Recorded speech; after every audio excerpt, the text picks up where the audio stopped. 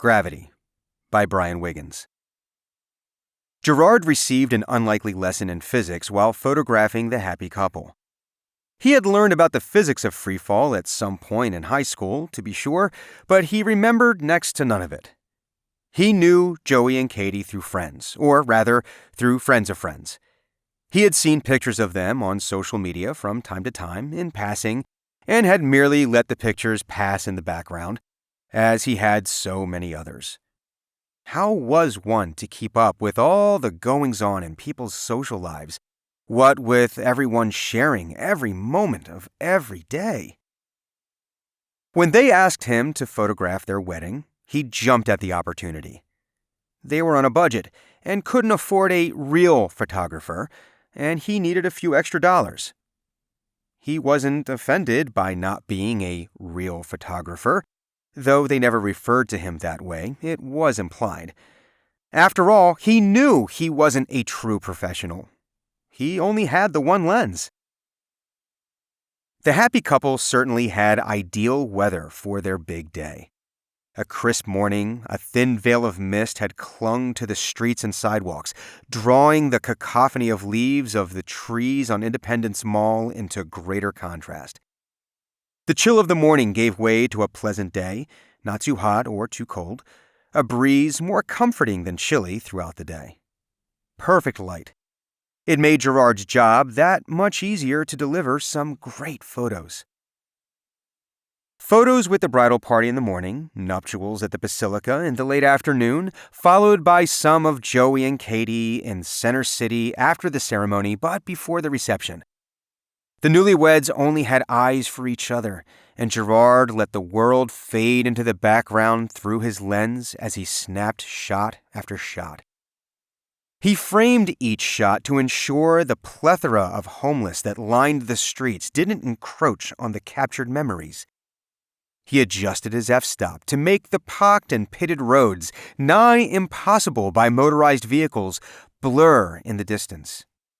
He crouched down low to shoot up at the couple and capture them with the skyscrapers, and so he didn't include the police dragging a drug addict away amid shouted protests.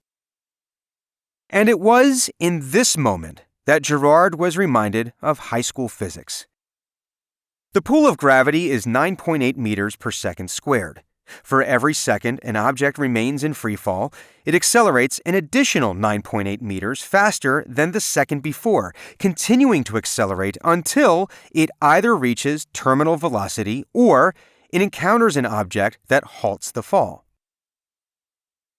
An object that falls from 12 stories will impact after 5 seconds at a speed of 90 miles per hour.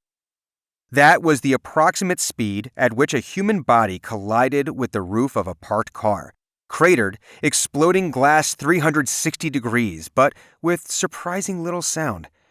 More of a dull thud and glass shattering than anything else. It was almost a full second after the impact when it finally registered with Gerard that something had happened. Another full second before Joey and Katie reacted. Another breath before someone started screaming. Gerard wasn't sure if it was him or someone else.